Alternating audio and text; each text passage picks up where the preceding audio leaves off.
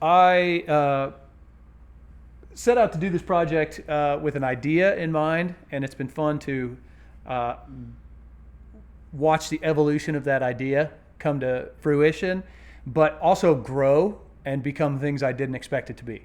So we set out, it's like, well, we want to have a family space, and we want that family space to be as fun and exciting as possible. And me being a guy who enjoys music and enjoys movies and sound in general, said, I want to incorporate somehow this system. And so, but I was a little intimidated by it, not, somewhat educated, but with at least with an idea in mind, and then getting to know you and everything you do there at Vassal has really been a lot of fun to build the system in to the space as we've built it. And when we started this process, there wasn't even studs. I mean, that's all it was here.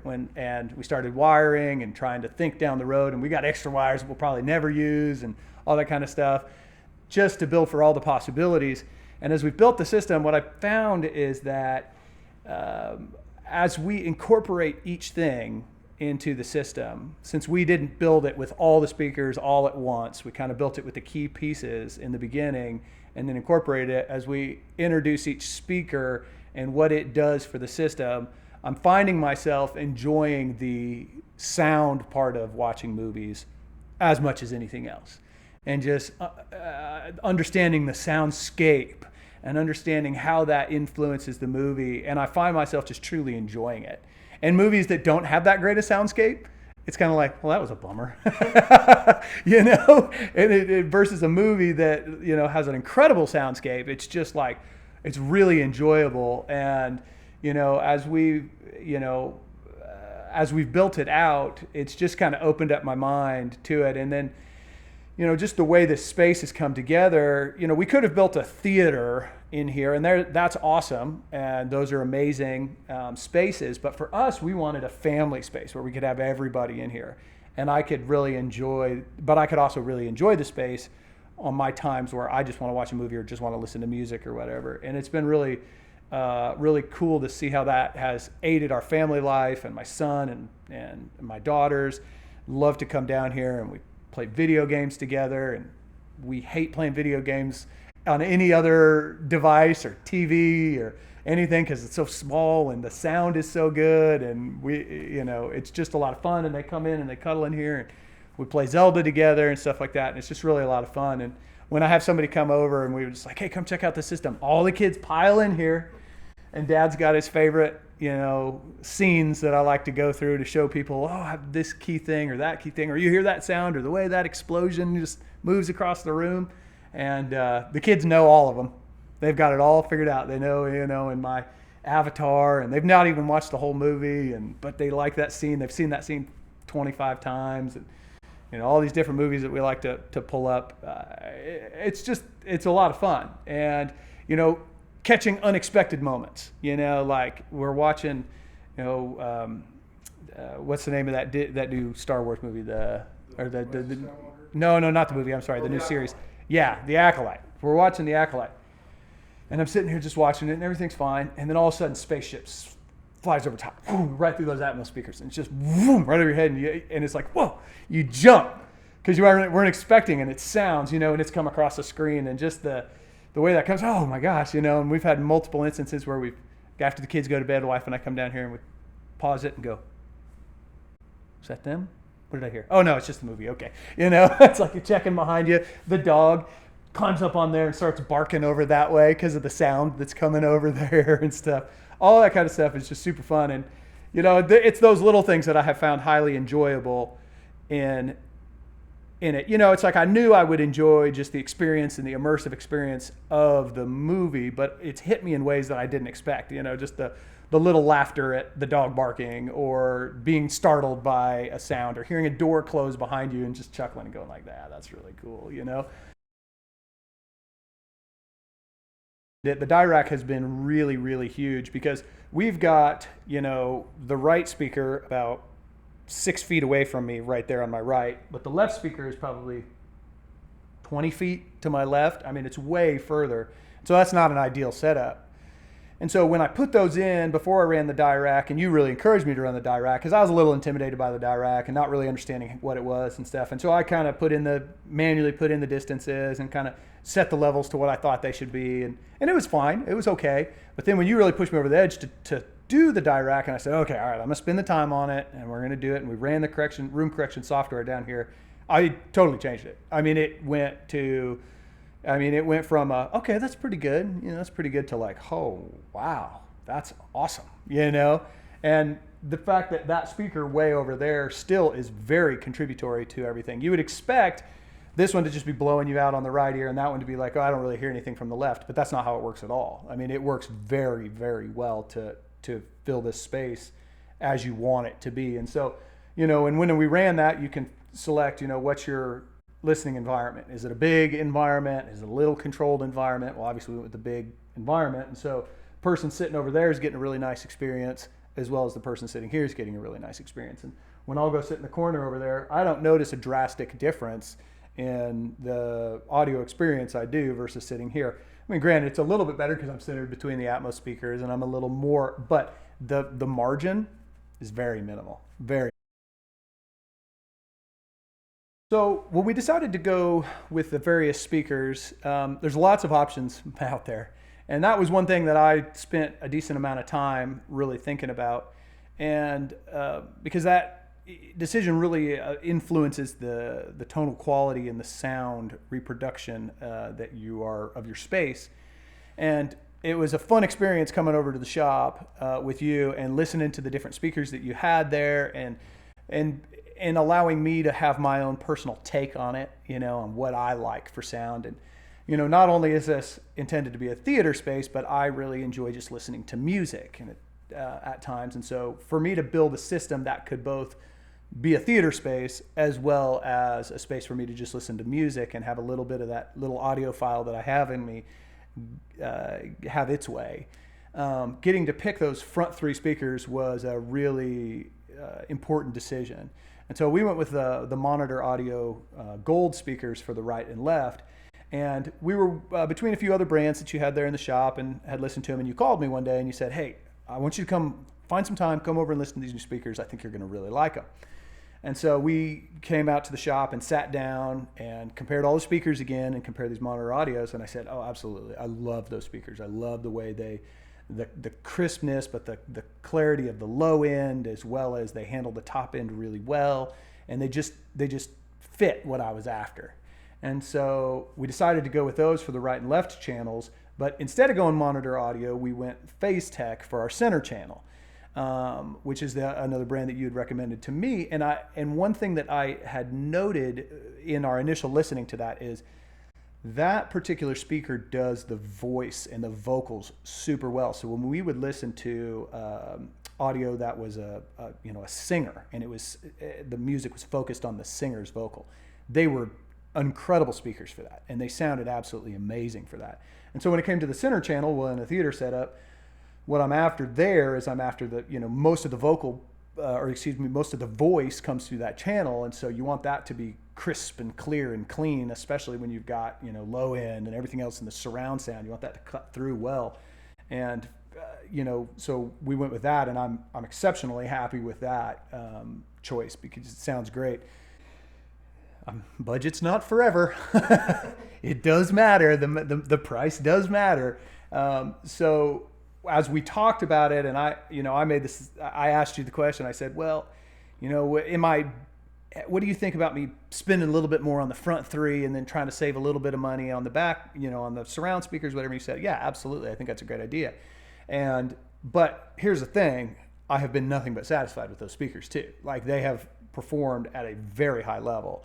And you can just tell the fit and finish on those speakers when I installed them was excellent. And so they are high level speakers, but those front three, I mean, they carry the load. And so I'm glad we decided to go that way. And then the sub also being an important one, we kept that one and put some attention and onto that speaker as well.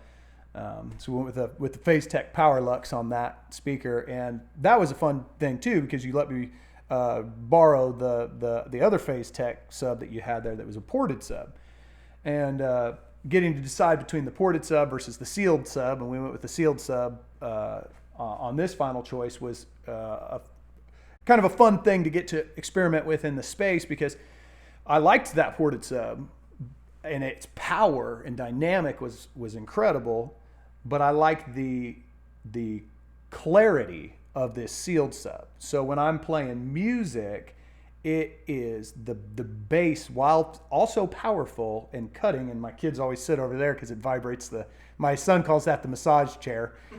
And but the clarity of the low end is so good. There's a scene in one of the new Indiana Jones movies where the car drives across, and the tone of the exhaust caught me, and that low end rumble's not the right word, but just that low end tone was so clean. It kind of chugs. Yeah, it chugs, and it's that sub. I mean, it's all the speakers, but that sub carries the weight there, and the way it was super clean. I paused that and I said, oh yeah, I'm very happy with that choice. And when I listen to music, listening to the bass player, and you're hearing the string, the string strike of the bass player, and you get that clarity with that speaker. I've been very happy with it, while not feeling like I'm sacrificing any just brute force, that you can get out of some of the other subs. And we plan to add a second sub at some point. Decided to go with the NAD T778 receiver, partly because that NAD is a phenomenal brand. And you were big on the die-rack correction software, which is built into that. But it fit my needs well, because I'm not exclusively a theater space. I'm also really interested in the audiophile side, and NAD does that really well. It straddles that world exceptionally well with the Blue OS software in there. I can stream from my phone without any extra devices or anything like that, and it does an excellent job with just the technology. The way the technology is built there is excellent. It will allow us to upgrade into the future. That particular device has all the channels that we need. It had everything that we needed, both from a software design as well as just an overall focus on checking the boxes for my individual needs. And so far I've been extremely happy with it. I've been extremely happy with the NAD. Yeah, the Epson LS12000. Yeah. So my cousin has a system that you helped him build. And one of the things I took away from that was, the first time I went out there, I went and took a picture of the projector. I said, "Here, what's this?"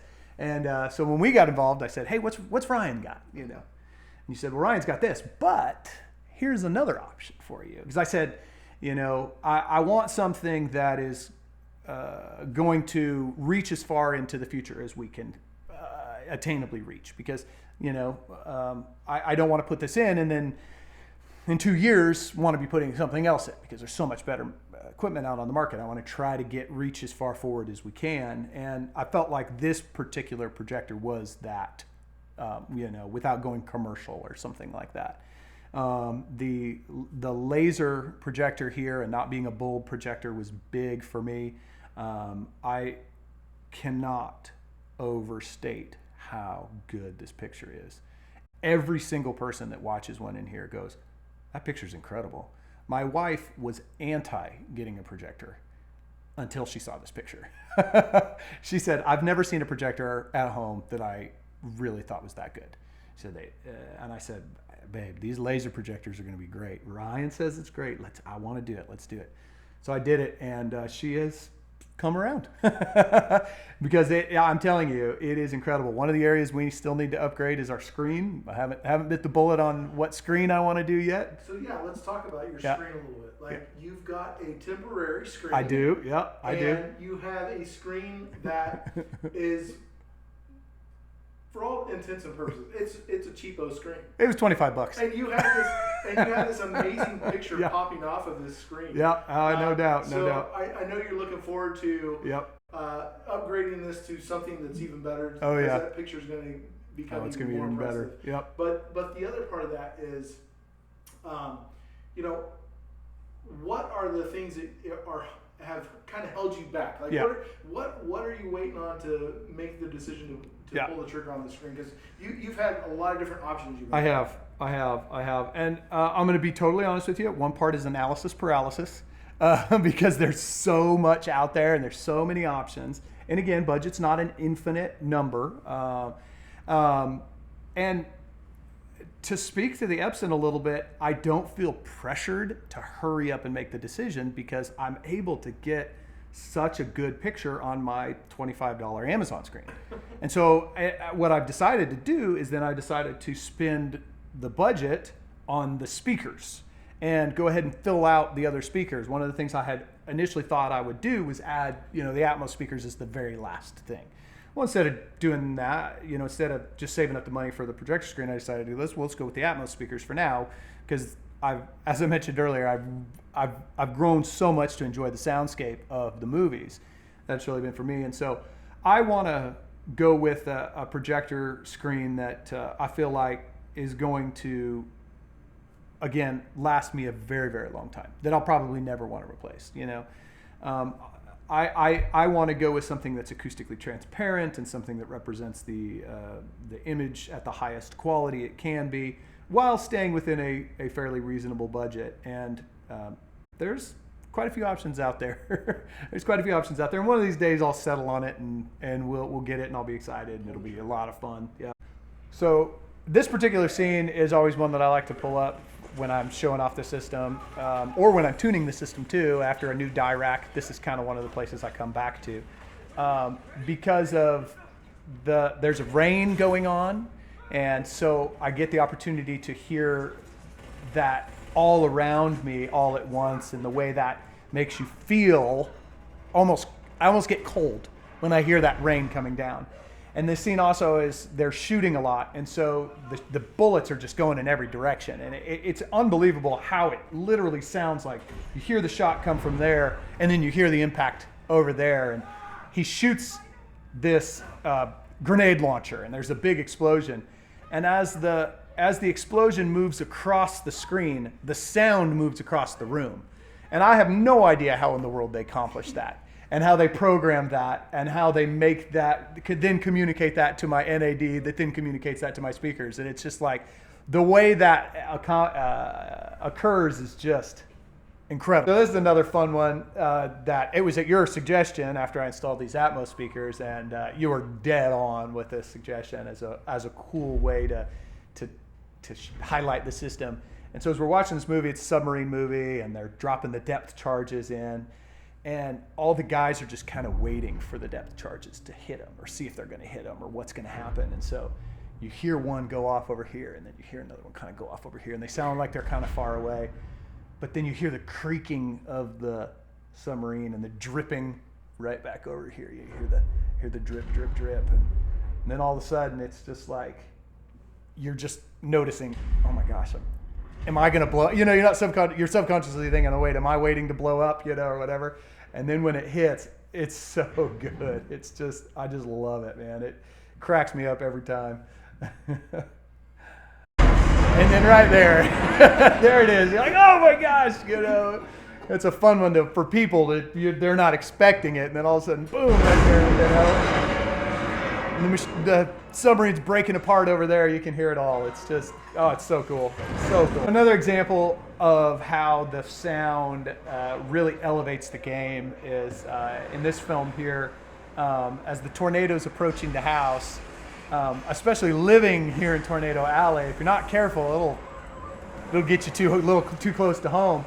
But you hear the house creaking and breaking and falling apart, and it's just all around you. And the way they added some sounds that were almost like growls and almost like an evil type of tone to it, and you hear that move around you in that circular motion.